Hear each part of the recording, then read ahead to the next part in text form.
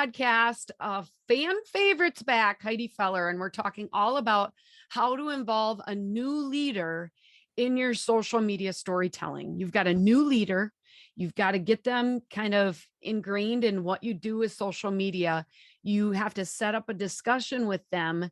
Heidi's going to break down what you should talk about, what you shouldn't talk about, the items specifically that you want to talk through, like bring stats, when you should have the conversation with them. We're going to talk about it all. And so if you have a new leader, or even if you just have a new-ish leader in the last few years, this conversation is going to be really helpful to make sure that you can tell the best stories this school year. And if you love telling the best stories throughout the school year, you should be subscribed to this podcast. And if you love it, will you please leave us a review? It helps us reach more people. We have been going strong for 100+ episodes. This is amazing opportunity to really feed into you every single week, giving you new inspiration, new ideas. So hit the subscribe button and also leave me a review. Now let's get to this week's K-12 PR tip. All right, this week's K-12 PR tip is about the numbers. We're actually going to talk about it in the show notes. There's an example of the report card we do for our schools, but highlighting the impact social media is making in your district is really important. It really puts value to the work that you're doing. It puts emphasis on the importance of getting great stories to share out on social media. When you're talking in a school district of only 2,800 students, to be able to reach 30 to 60,000 people every month with the positive stories that are happening in your school, it's important. So it really drives home the importance to your staff and to your school board, to your leadership team. Are you doing any kind of metrics that you're reporting on regularly? Not just, hey, Facebook says we reach this many people and I'm just kind of consuming that myself. No, actually putting it together, sharing it with others so that they can see the impact. You guys should be doing this. We have an example of the report card, and I've got a great blog that I'll also link in the show notes that will show you how you, in under an hour, can put the similar report together as well. We've got some great templates that you can actually use that are available in our membership group. So remember, if you want to make social media easy this school year, join our membership group. You'll have access to this type of template and so many more, and updated trainings, all of the things. But you should definitely make sure on your to-do list for this school year is a regular kind of metrics that you can share with others. All right, let's get into today's interview with Heidi Feller. Heidi Feller, welcome back to the podcast. You're in for a treat. I have so many words to use. I was ill and I did not use a lot of those words. So I am here today for all things social media. The Lord even took your voice away during a dinner, and now it's back and you're bad. And I love it. I'm ready. I'm ready. I said it actually was gone on Father's Day. And I said, that was my Father's Day gift to Bob. That is such a nice gift for Bob. I know. I'm so thoughtful like that. Yes. Well, we're here to talk all about leadership transitions and kind of, that whole changeover, and then getting them accustomed to what we do for social media. And then obviously our listeners have a lot more beyond just social media, all of the communication stuff. But there are a lot of leadership transitions this year, right? I think we have, I'm looking at my list. I bet we have 10, and that's not unusual. I would say this year is different than last year in that most of them it's the switcheroo. It's sort of like in Madison on August 15th when all the apartments change hands for the students. Yeah. And you can get a sofa on the curb if you need one. And everybody moves one spot to the left. So that is what I'm noticing this year, different from last year. Last year, it was a lot of like, please, I need to exit the building. Like Elvis, there were a lot of superintendents who retired. We have very few retirees this time around for some reason. Okay. And I know I was just at GabCon where Rachel Thomas, who was a previous guest here, she talked about in Kansas, I think I'm going to quote it wrong, but like 80 new superintendents, and it's out of like, less than 400. So it's a lot of new faces, new people. And when you say like switching around, it's maybe like a principal at the school is now going into a superintendent role. Yes, or it's the superintendent is moving from one district to another. We have a couple of those as well. Sure. A couple of interim, which it's still important to connect with that person as well, even if they just have a 1-year contract, or, they're filling in while maybe the district has decided to take a more extensive, search approach to getting a new superintendent or hiring one or something like that. So yeah, I would say we have about 10 or 12. And of course, for ours, when we talk about what we do, because we do full management for a district, a school district, that's what our contract is. It could also mean that the main contact, so the person who fields the most questions for our teammate, might be new or changing. So that also, kind of comes into play here for us. Yeah. Well, and the leadership buy-in is so important when it comes to social media, right? Because a lot of us are, we're not physically even in a building. But many of our listeners are, maybe they're a communication person, but they certainly don't have people that report to them. Right. Mhm. So they've got to get that buy-in. So what advice do you have? Our process is going to be a little bit different, but, just how do we kind of, bring those new leaders into what we do for social media, and maybe some advice you have for our listeners? Yeah, well, I mean, here's how we bring them into the fold. They're subjected to a Zoom meeting with me. Yeah. Sorry, Everybody's used to it now. It's all good. everybody's used to it. Thou shalt join the Zoom meeting. So yes, so that is what we do, is once we understand that there's been a changeover. PS, please don't do this on the first day. Don't. Do you remember your first day on the job? You're like, okay, so the bathroom is 3 doors down and to the left. You're just smiling and your cheeks hurt. Don't do that. Don't. Let them get their feet wet. Let them hang out. Maybe 2 or 3 weeks in, you could ask to have the meeting. But so that's really what we do, right? They're all changing hands on July 1st, at least here in this state. That's how a contract works. And so I have zero intention of connecting with them, not only on July 1st, but also all of next week, because it's the 4th. People are gone. Right. People deserve a break. So once we've come up with a time when we can have the Zoom meeting, then I really just spend about 20 or 30 minutes, and that's all. Kind of talking about what our system is.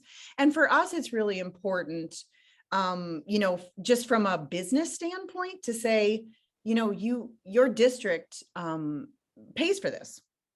You've inherited this contract. And so it's like a gym membership. Don't waste it, use it. That's just from simply a contractual, like money standpoint. That's the first thing. The second thing is I always say, I'm sure that communication is at the forefront of what it is that you want to do as a new district leader. And we take care of part of that. Social media is a very important communication tool.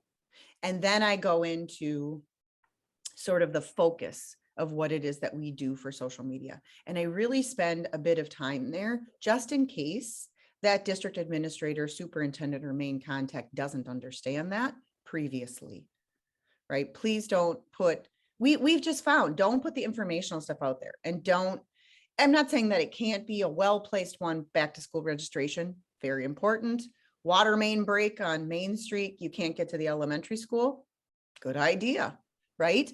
Otherwise, let's make sure that we know what our communication buckets are.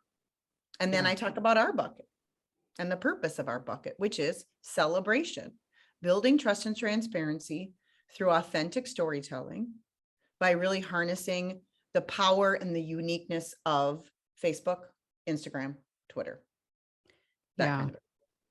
Awesome. I would assume most leaders then would be pretty excited. I mean, to know that, hey, we've got a system, we've partnered with a company, although, for our listeners, it's, hey, we've got this person that's owning this portion of our communication, and really making sure that they understand what it is and what it isn't, because sometimes that can be blurred.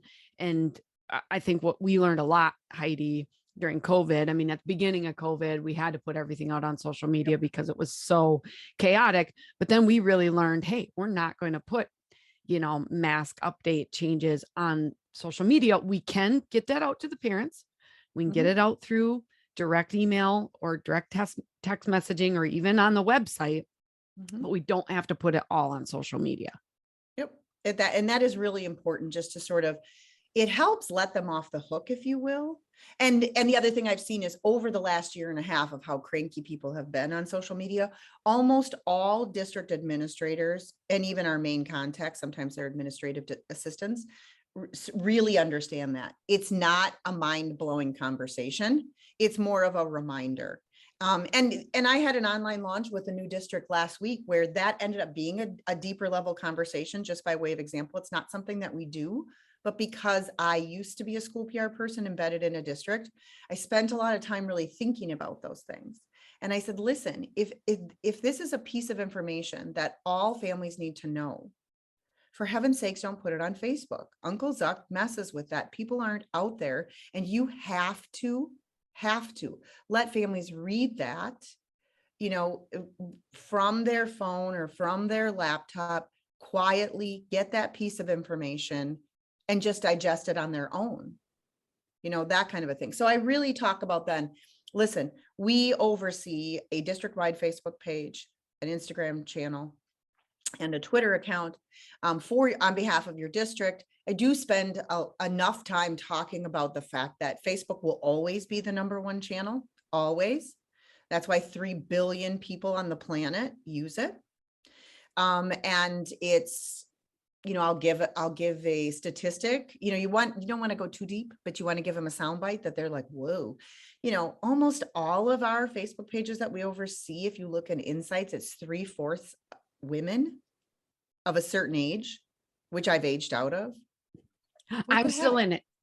Okay, thank the Lord. But if we could please petition for that, somehow those age groups to be changed a little bit, that I would feel much better. I'd sleep better. I'll grandfather you back into Thank ours. you. I appreciate it. Thank you so much. But I really talk about that, like, hey, and then I talk about the method to our madness, in that it is curated storytelling.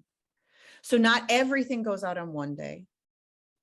We're trying to harness the power of the algorithm and get the maximum reach for that district on their Facebook page, that kind of a thing. Yeah. And so those are really important points, and they definitely, you can see people's eyes get big, and you can also see that a new superintendent, district administrator, whatever, is really happy that this is not on his or her shoulders, but rather that, because of the system we use, it is the right, the joy, and the responsibility of each of their staff members to tell the story by sending things in to the social media email address. Because I always say, here's your role. Spoiler alert, your role as the leader is to lead. That doesn't mean you send in the most content. That means you encourage, demand, whatever word you'd like to use on any given day, your staff to send things in. And then you get the most out of our partnership. Yeah. That's like going to the gym every day. Right. Now, what if the leader says, okay, I want to make sure that our staff is sending you in content. How are we tracking that?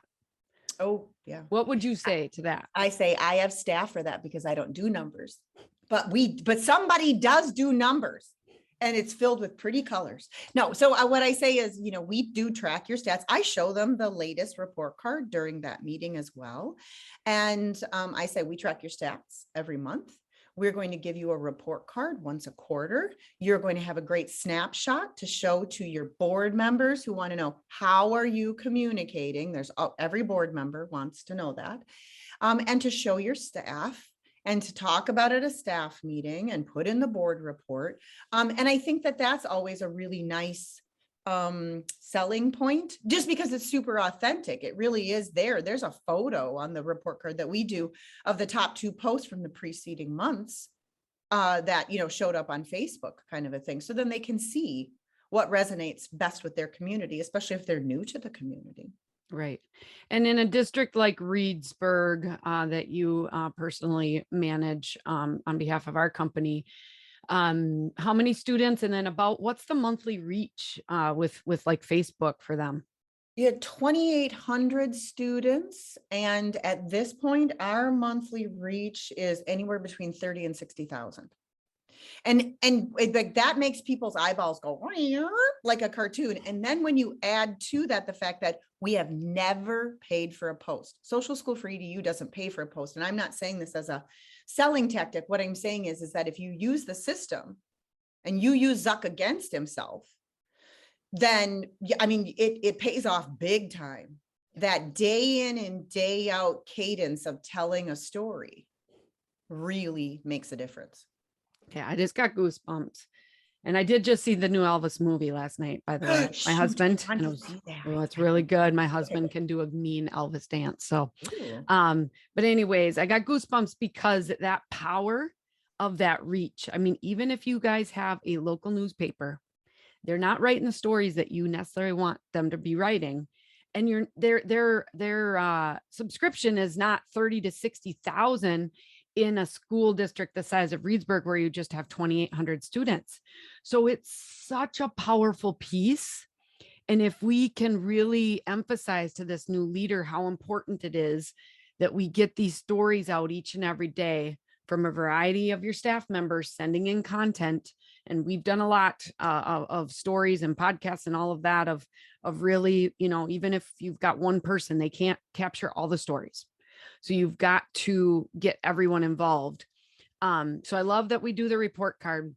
My previous question, what I was getting at, Heidi, was, okay, I'm a new superintendent and I know that I have 100 staff members. Mm-hmm. Am I going to track how many of those 100 staff members are submitting in content each month? Or are we going to rely on, hey, if we can get a little over half of those people submitting content, we're going to be really good. Right. That's what we're going to do. Right. I mean, we always, when we launch with a district, and then when I speak to a superintendent or a new main contact, I say, our goal is that everybody in your district sends 2 items per month. But we all know that there's plenty of crabby people in the world, not just in education. Okay. But there's plenty of crabby people in the world. And so we're going to rely on the 10% who are going to send every single thing that ever happens in their classroom, which is awesome. And then we're going to start to encourage, or we're going to encourage just by setting the example, more staff, when they see the buy-in and they see the things. And if the superintendent is sharing, let's say, a well-performing post, the link to it with staff members, showing the report card, that kind of a thing, you'll get more staff to send more things. And another very interesting byproduct of that is, and I see it very specifically in Reedsburg, and that's because that's the district I was embedded in. I live in this community and I know the names. Many times, some of the top commenters underneath our posts are fellow staff members. And it's not nepotism.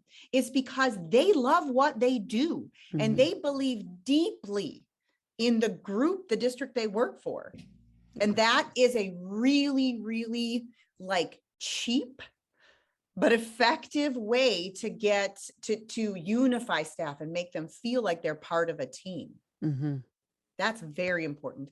And then back to your original question, if you have a very small staff, you certainly can try and do things like a content calendar. It's a friendly reminder. So if you have less than 100 staff, you certainly could do it with a bigger district, but let's say you send out an email once a week as the superintendent, and you say, hey, it's group A's week. You've split your staff into 4 groups. And when I say staff, I don't just mean teachers. I really have a problem with that when people exclude the rest of the staff and all of the people who work with students. Sometimes they're the ones who are telling the best stories because they are deep in the trenches, deep. But anyway, you can split your staff up. You can do a content calendar. You can give a friendly reminder. It just helps people stay accountable, if you will.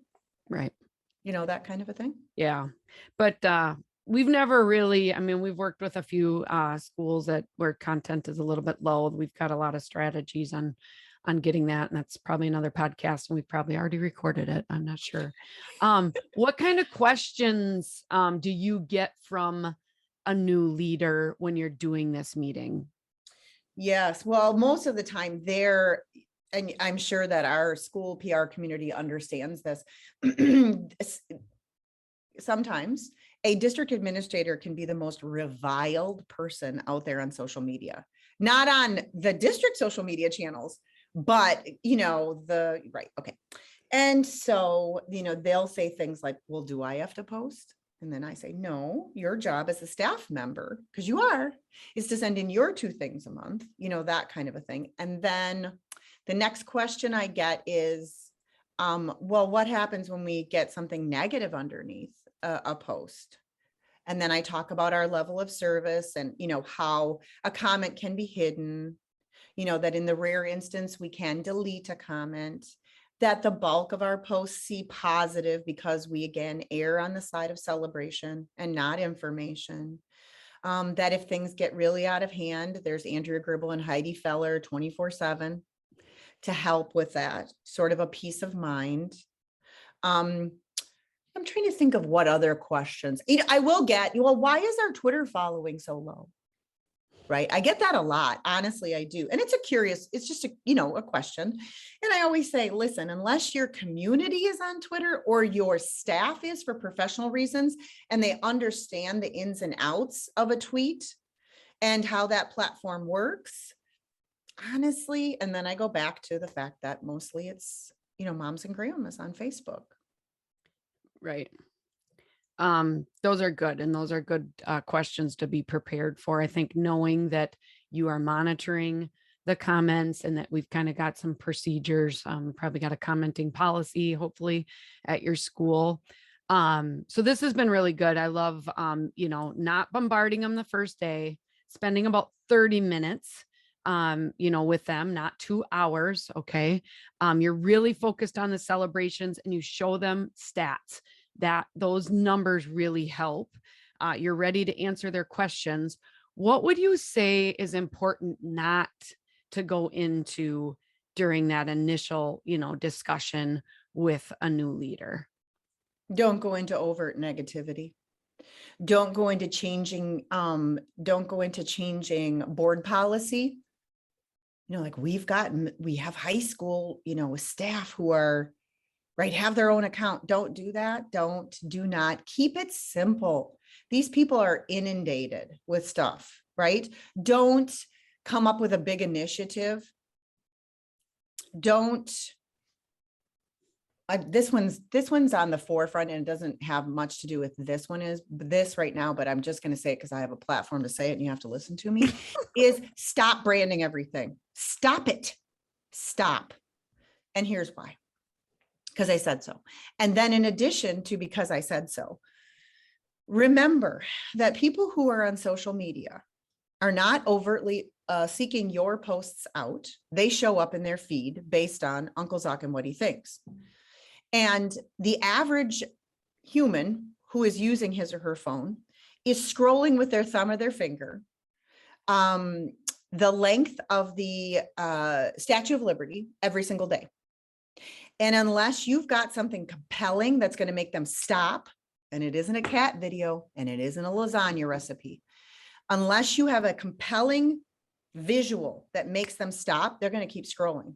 Branding all that garbage where you're like, well, we have to brand it so they know. No, don't. A great photo of a student. I put one out last night, a couple of them, and it was some of our associate principals who took a couple of young ladies on a fishing trip. I think they were high bidders on an auction thing that I started way back in the day when I was the PTO person, I think. But the comments underneath that, and I put the money shot right at the beginning of these 2 young ladies, their sisters, hugging each other with their life vests on and these huge smiles on their face. Nobody needs anything branded after that. Yeah. Just don't. Well, you've got time constraints in your job, and social media isn't the only thing that you do. And I know that there's a lot of wonderfully talented graphic designers that are part of this, or like me, sometimes Canva can make me feel like that. But simple, keep it simple, sweetie. That's our mantra, KISS. And so you can do that with social media, making those images. So I love that. Avoid the negativity. avoid big initiatives. We need to do this. You want to keep it positive. You want to get them excited, and let that new leader know how they can help. And one of the big things that we do at the beginning of each year is we spend that 15 minutes, 10 to 15 minutes with the staff to remind them, hey, we're going to do great things this year. But if we're not, putting those things out on social media, nobody else gets to hear them, right? You always said it's like opening the front door of the school and yelling out, hey, our kids just whatever. Nobody's going to hear it unless we put it on social media. So we've got to get them involved. We have a process of doing that through a short little video and reminding everybody of how they submit content. Again, that we have another podcast on that whole topic. But that, I think, is also something really important with these new leaders to come in, to make sure that you've got that time to talk to all the staff. Yeah. And I actually, when in this, I send them as the email of like, hey, I'd like to set up a Zoom meeting to do this with you, is I actually hyperlink their Facebook page, their Twitter account, and their Instagram account in that initial email, so that they can go and just like scroll and be like, wow, great pictures. This is awesome. And the other thing that I link in that initial email is last year's kickoff video. And I say, this is what this looks like. You'll get one that'll be, new for this year. And you want to make sure that you're going to spend a few minutes showing this video. It's easy. It's simple. Everybody has the right, the joy, and the responsibility to tell the story, including the new superintendent. Yeah. And if you want to introduce your new superintendent or leader on social media, we've got a great new blog on that. I'll link it in the show notes. But if they are brave enough to get on video, even a short 30-second video to introduce themselves, that goes a long way, doesn't it? It really does. Actually, I have one this week. So we have, it doesn't have to do with a new superintendent for our district, because we haven't had a new one start this past year, but rather sort of a dawn of a new era at our Reedsburg area high school.